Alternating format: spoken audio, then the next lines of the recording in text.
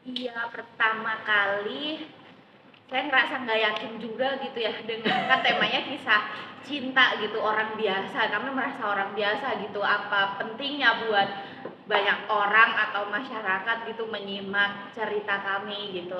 Tapi setelah berpikir lebih lama, sebetulnya kan kelompok yang sangat elit itu kan cuman 1% gitu ya. Terus yang eh, sisanya itu 20% yang middle class dan lainnya itu kan 80%. Jadi sebetulnya yang mayoritas di Indonesia itu kan yang common people kayak kita gitu, yang punya cerita cinta naik motor kehujanan terus neduh dulu, terus kelas pekerja biasa yang hiburannya adalah cari makan di warung tenda setelah pulang kerja gitu ya, dengan obrolan-obrolan yang penuh ketakutan dan kekhawatiran akan masa depan, tapi di sisi lain juga optimis untuk memperjuangkan cerita cintanya gitu. Jadi akhirnya ya udah bismillah gitu. Kalau aku saya Sarah, aku berperannya sebagai Rahayu. Jadi Rahayu ini di film Sri Momen Kasih itu menjadi salah satu sahabat Kalis yang dia itu punya banyak sekali masalah dalam hidupnya. Lebih ke mungkin kalau misalkan itu tuh mewakili siapa, mungkin buat orang-orang yang atau khususnya wanita-wanita di luar sana yang nggak punya privilege untuk sekolah, untuk kuliah, untuk bekerja, tapi dia punya tanggung jawab yang lebih besar karena kesalahannya dia sendiri atau karena lingkungannya dia sendiri yang membentuk dia sebagai menjadi orang yang punya banyak problem. Jadi itu dia Rai. Halo, terima kasih semuanya. Aku Vivi Rastanti, di sini berperan sebagai Mbak Kalis Mardiasi.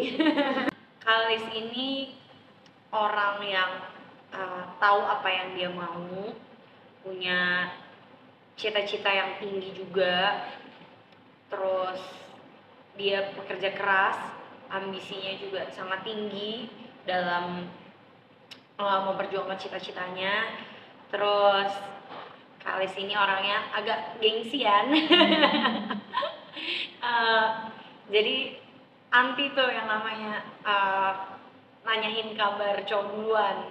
Jadi kalau belum dikabarin kayak cuma bisa misu-misu. Dia sebenarnya gimana sih sama aku, tapi nggak melakukan apa-apa. Kebanyakan wanita pada umumnya. Kurang lebih kayak gitu sih. Ini sebagai warga satu dan warga dua ya. Nah, kalau di skrip tuh gak ada namanya. Karakter warga satu seperti apa? Mbak yang marah-marah. Iya. Sebagai ibu-ibu pada umumnya yang senggol bacok. Kalau saya karena dapat scene yang lebih banyak daripada kali, saya itu di film ini jadi cameo tapi sebagai penjaga toko perabot gitu. Jadi itu peran yang sangat ya apa ya? Kamu banget sebenarnya.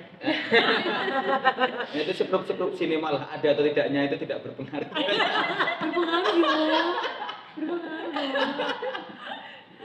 Aku dan karakter Kalis persamaannya gengsinya ada. Suka dalam hal berkomunikasi tuh emang ya itulah ya seninya. Tarik ulur ya? Tarik ulur. Seninya gitu. Terus yang kedua, aku sama Kalis sama-sama tahu apa yang kita mau gitu loh. Dan maksudnya take it or leave it sih. Walaupun ya maksudnya dalam prosesnya tetap ya kita kan antar sesama manusia, apalagi dalam hubungan relationship sebagai pasangan harus saling kompromi. Cuma aku tuh karena ya I know what I bring to the table, jadi konsepnya aku tahu apa yang aku tidak sukai, aku tahu apa yang aku sukai, apa yang aku bisa compromise dan apa yang aku tidak bisa compromise gitu. Jadi kurang lebih persamaannya di situ. Bedanya apa ya? Mungkin aku gengsian tapi aku lebih bisa ngomong ya, lebih bisa ngomong kayak kalau aku nggak suka aku nggak mau ini nggak mau gitu. Tapi kalau Kalis at least di film ya, di film kadang ada beberapa miskom sama Mas Agus yang menurut aku sebagai Feby kayak ini harusnya kamu tuh tinggal ngomong loh, kamu maunya apa loh, kamu tuh tinggal ngomong loh, gampang loh ngomong loh, segampang tinggal ngomong, kayak kenapa diribet-ribetin gitu sih, itu perbedaannya. Sebagian besar dari teman-teman di luar sana itu kalau pacaran itu nggak naik mobil, nggak ngedate di cafe yang fancy, terus healingnya juga nggak ke Eropa atau nggak ke Singapura gitu ya. Gitu. Jadi kayak penasaran gitu, kayak banyak banget yang udah siap-siap mau ngajakin pacar aku nonton, karena sebagian besar followers tuh sebetulnya juga tahu kami banget ngikutin dari zaman dulu gitu. Kayak aku juga udah sering share dulu tuh tantangannya apa sebelum menikah gitu, terus pas berrelasi tuh tantangannya apa gitu. Nggak cuma misal yang sifatnya materialistik gitu ya, misalnya tentang ekonomi atau tentang apa, tapi juga perbedaan value dan sebagainya tuh rata-rata tuh teman-teman followers tuh udah pada ngikutin banget gitu. Sebenarnya kalau disebut beban lebih karena perbedaan konsep aja. Jadi buku Sebuah Seni Untuk Memahami Kasih itu kan sebenarnya bukan novel. Itu kumpulan tulisan di mana cerita 1, cerita 2, cerita 3 itu sama sekali tidak saling berhubungan karena itu potongan kisah gitu. Sedangkan kalau film itu kan harus kisah utuh, ada konfliknya, ada alur ceritanya dan sebagainya gitu lah. Jadi saat film ini dibuat, kami itu kemudian menyusun jalan cerita yang bisa kami masukkan gitu. Jadi lebih kalau disebut beban nggak beban juga, tapi kami agak merasa akan banyak orang yang mempertanyakan seberapa mirip buku ini dengan film, karena tentu saja tidak akan mirip gitu. Karena sekali lagi film itu cerita utuh, buku itu cerita terpisah gitu. Jadi yang ada di film ini, adegan-adegan yang ada di buku itu yang kemudian dimasukkan ke film itu tentu saja tidak bisa 100%. Itu antara 60 sampai 65% mentok gitu. Jadi akan ada banyak cerita baru, konflik baru yang memang itu kami ciptakan dan itu tidak ada di buku, walaupun itu kami ambil dari kisah kami secara real gitu. Jadi mungkin lebih ke perbedaan orang-orang yang sudah merasa bahwa buku ini, karena buku itu genrenya sebenarnya buku humor gitu ya, dan Banyak yang kirain lucu tapi ternyata ada nangisnya, dan ya memang kami merasa membuat orang cuma tertawa itu ya bukan hal yang cukup strategis untuk bisa membuat sebuah film itu laku. Kami merasa ya jangan cuma membuat orang tertawa, tapi juga kalau bisa ada sisi sentimentalnya gitu. Dan itulah kenapa kemudian Kalis juga ikut membawa kisah soal temannya dari Blora gitu ya, ada Rahayu, ada beberapa temannya itu yang kemudian kami bawa itu untuk memberikan kesan sentimental. Jadi ada cerita dari si Rahayu itulah kemudian kami masukkan, walaupun kalau di buku tentu saja nggak ada Rahayu, tapi di buku Kalis justru ada, di kisah nyatanya itu ada, tapi di buku Sebuah Seni Memahami Kasih itu nggak ada gitu. Jadi lebih ke persepsi pembaca yang akan merasa bahwa buku dan film ini akan sangat berbeda, walaupun kalau orang yang sudah baca secara penuh akan tahu bahwa ada banyak sekali adegan yang ada di buku itu juga muncul di film gitu. Karena ini buku bukan novel gitu, kumpulan cerita. Mungkin kalau budaya yang dipelajari itu pasti budaya Jawa ya, karena kan film ini kan base-nya bahasa Jawa, terus latar tempatnya juga Jogja abis, Jogja mentok ya, Jogja Solo Blora. Mungkin dari budaya itu lebih ke budaya kekeluargaan banget sih, kayak Jawa banget gitu. Terus kalau misalnya isu yang bisa dipelajarin atau misalnya pelajaran yang dapat, mungkin isu buat perempuan-perempuan supaya tidak menggampangkan masa depan. Karena mostly kan beberapa orang banyak yang nggak punya privilege, yang kayak tadi aku bilang. Jadi mungkin isu yang diangkat dari film ini selain kayak kisah percintaan Mbak Kalis dan Mas Agus, juga pembelajaran buat para wanita supaya jangan salah langkah, jangan gerusak-gerusuk untuk cepet-cepet pengen punya keluarga, tapi di ujungnya dia hancur lebur. Itu sih paling aku pelajari. Terus mungkin salah satu isunya lagi selain itu kayak karena Kalis ini datang dari Blora, terus abis itu dia punya privilege, sebenarnya privilege untuk bisa mengenyam pendidikan yang lebih tinggi, yaitu sampai sarjana, sampai ke Jogja, terus abis itu kerja di Solo. Tapi itu justru itu kan pencapaian baik ya, tapi sebenarnya at the same time beban juga untuk Kalis, karena berarti gue harus jadi orang yang perfect untuk teman-temannya gitu, karena gue nggak bisa ada flaw-nya sedikit nih, karena teman-temannya tuh menaruh harapan yang banyak pada Kalis sebagai dia kayak perwakilan gitu loh dari kampungnya, padahal kan sebenarnya ya nggak seharusnya seperti itu, karena kan ya Kalis ini individu bebas yang dia bisa memilih jalan hidupnya sendiri, nggak terkait dengan beban harus membanggakan dari kampungnya. Kayak apapun jalan yang dipilih harusnya ya sesuai dengan apa keinginan hati dan perasaannya dia. Tapi karena dia kebetulan salah satu wanita yang privilege untuk mengenyam pendidikan yang lebih tinggi, justru orang-orang malah kayak jangan, ngapain sih nikah. Itu kan salah satu budaya yang kayak zaman sekarang juga cukup relate ya buat cewek-cewek yang punya karir yang baik, punya pendidikan tinggi, terus mau nikah tuh kesannya kayak ngapain sih, ntar karirnya gimana, kok kalau mau nikah tuh nggak gampang loh ya. Which benar, itu di satu sisi benar, tapi di sisi lain kan nggak seharusnya menasihati orang atau menaruh maksudnya harapan ke orang berdasarkan backgroundnya kita masing-masing. Misalnya kayak Rahayu ngomong kayak gitu dengan background dia yang memang kurang baik dalam masalah percintaan, itu sih sebenarnya salah satu isu.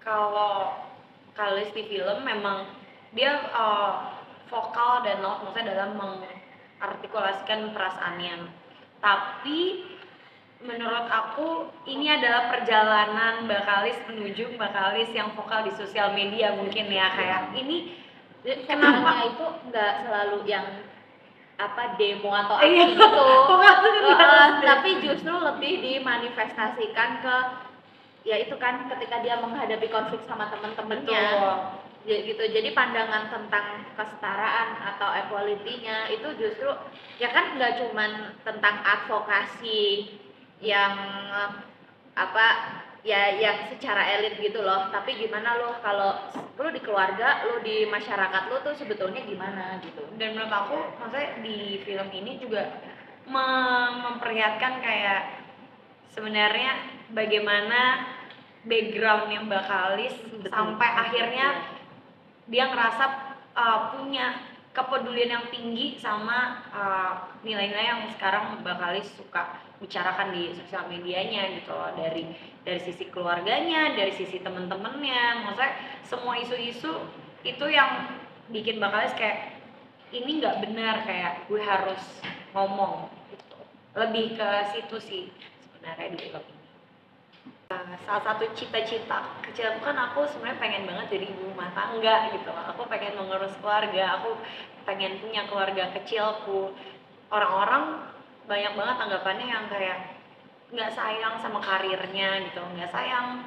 Cuma ya itu yang tadi aku bilang, kayak nggak akan lebih bijak bahwa orang-orang tuh menasihati ya tidak berdasarkan background baggage yang dia punya gitu loh, karena jadinya bias gitu pasti. Ya aku kalau misalnya dibilang kayak gitu ya paling bisa bilang terima kasih, doi betul. Jadi sebenarnya gini, di buku Sebuah Seni Memamekasi kan memang genrenya komedi ya. Tapi kami sadar bahwa ada banyak komedi yang hanya bisa dinikmati secara teks dan itu tidak bisa dinikmati secara visual gitu. Sama kayak kita melihat orang kepleset pisang itu kita ketawa, tapi ketika kita membaca cerita tentang orang kepleset pisang kita nggak ketawa. Jadi kami untuk komedi-komedi yang ada di buku, kami merasa itu porsi lucunya memang segitu. Tapi kalau untuk visual, kami benar-benar memasrahkan semuanya kepada Jihan Angga gitu, karena aku pribadi adalah orang yang sangat menikmati karya Jehan Angga. MKM Koming, aku sangat menyukai MKM Koming, dan itu komedi yang absurd dan lucu gitu. Dan di film itu Jehan Angga berhasil memasukkan banyak sisi-sisi lucu, sisi komedi yang memang itu tentu tidak akan bisa diciptakan melalui teks, memang harus visual gitu. Jadi pada titik tertentu buat teman-teman yang kangen komedinya kan komedi Jehan Angga. itu masuk banget itu. Dan kami kan sempat beberapa kali itu, bukan beberapa kali, banyak, sering kami meeting sama Jehan juga sama Bagus Bramanti yang penulis skenarionya untuk membahas ini lucunya di bagian apa aja gitu. Jadi kami itu dikasih dulu tuh draft skenario, oh ternyata lucunya di bagian ini, dan improve dari Jehan. Dan aku merasa ya tentu aku sebagai penulis itu merasa ini kelihatannya nggak lucu deh gitu, tapi aku masrahkan, dan ternyata ketika dieksekusi ternyata lucu gitu. Jadi memang ada sisi-sisi di mana aku merasa bahwa ternyata ketika sesuatu yang aku anggap nggak lucu, ketika dieksekusi menjadi sebuah visual itu ternyata lucu gitu. Jadi aku benar-benar memasrahkan sisi-sisi komedi pada unsur visual itu ke Jehan Angga dan tim, dan aku merasa mereka berhasil untuk mengeksekusinya. Tapi ketika kita sebenarnya disodori beberapa nama kan, misal yang peranin Mas Agus siapa nih gitu, terus ada Elang gitu, wah wangun ya jebule. Kalau saya itu karena tahu Elang saat kami syuting kan saya belum tahu Elang ya, karena Elang dikenal sebagai pemeran Basuki, padahal ketika penggarapan film ini Sri Mulat belum tayang gitu. Aku tahu Elang justru dari series namanya Tunnel gitu, itu dulu tayang di Hub, aku nonton itu, aku tahu orang ini tapi aku nggak tahu Pak, bahwa dia itu Elang El Gibran gitu. Terus baru setelah dikasih tahu ini nama yang potensial nanti akan memerankan Agus gitu, terus aku cari-cari Elang, oh ternyata dia memerankan Tunnel, dan kebetulan aku suka dengan tokoh si Elang yang dulu aku nggak tahu kalau dia itu Elang gitu. Sebenarnya kalau perbedaan itu lebih ke perbedaan pemikiran gitu ya. Misalnya kalau orang zaman dulu itu misalnya ya Dulu itu apa? ya kita lah ya 30 Reformasi. 30 tahun ke atas, 40 tahun ke atas itu kalau ngedit itu ya memang harus cowoknya yang bayarin gitu. Tapi anak-anak zaman sekarang mulai terbuka dengan konsep split bill gitu. Kan zaman dulu kan bagi kami para laki itu memalukan kalau kami pacaran terus kok urunan gitu. Tapi sekarang anak-anak udah sekarang kan mulai paham dengan oh split bill itu bukan sesuatu yang memalukan gitu. Apalagi mereka dibangun oleh generasi-generasi yang berkenalan satu sama lain lewat Bumble dan lain sebagainya gitu. Mereka ketemu dan belum tentu mereka akan membangun komitmen. Kalau orang zaman dulu kan itu hal yang tidak bisa kami dapatkan sebagai orang zaman dulu gitu. Jadi ada banyak perbedaan nilai gitu sebenarnya gitu. Ada banyak perbedaan nilai, tapi di film ini yang memang kami ingin sampaikan adalah nilai-nilai secara universal. Misalnya bagaimana memperjuangkan cinta tuh bagaimana cara meyakinkan orang tua dari pasangan kita tuh bagaimana orang tua tuh bersikap agar bisa memberikan kebebasan kepada anaknya dalam memilih itu bagaimana gitu. Ya jadi sisi-sisi nilai-nilai universal yang memang tujuan film ini adalah ya untuk orang-orang lintas usia gitu. Walaupun memang secara kelas film ini akan lebih relate ketika dinikmati oleh orang-orang secara ekonomi menengah ke bawah gitu. Jadi kalau ada film yang cocok untuk buruh tani mahasiswa rakyat miskin kota itu ya film ini gitu. Aku tuh justru ini lo ngerasa kayak ini tuh memang waktunya gitu sebenarnya, karena kalau di TikTok itu kan yang FYP mulu tuh yang belum lama ya yang nggak boleh jatuh cinta dalam keadaan miskin, nggak boleh nikah kalau kamu miskin, bahkan punya anak dalam keadaan miskin itu dosa besar gitu ya. Jadi quote-quote yang sangat klasis tuh yang sebenarnya ya jatuh cinta itu hak gitu, kesehatan seksual dan reproduksi itu hak gitu ya, menentukan status apakah kamu mau menikah atau enggak itu hak gitu, sedangkan miskin tuh kondisi gitu ya, itu dua faktor yang berbeda gitu. Dan justru di sini nih ini memperjuangkan hak-hak orang itu gitu ya, yang lu mau miskin mau apa gitu kan tetap itu semua adalah hak kamu gitu.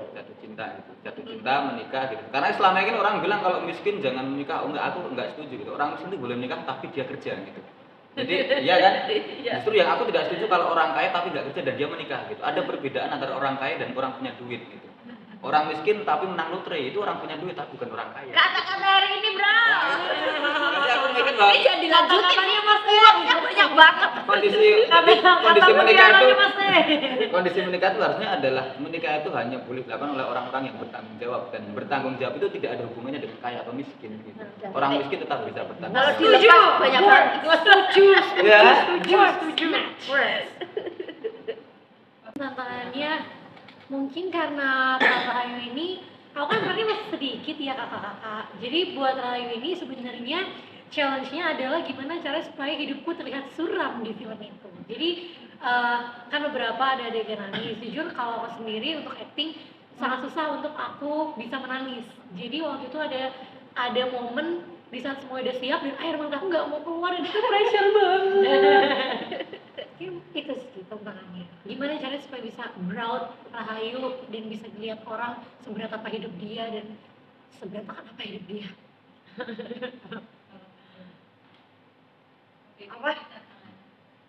Tantangannya mungkin yang paling pertama adalah dari segi bahasanya sih, karena kan aku memang bukan lahir dan besar di lingkungan orang yang berbahasa Jawa fasih, jadi memang banyak sekali yang aku pelajari dari segi bahasa. Dan tapi untungnya aku di project ini dikelilingi sama orang-orang yang fasih berbahasa Jawa, dari sutradaranya Om Johan, terus abis itu lawan main aku Elang, bener-bener emang born and raised di Jogja. Terus abis itu Siska, ada Desi juga, ada Devina, itu semua bener-bener emang lahir dan fasih berbahasa Jawa.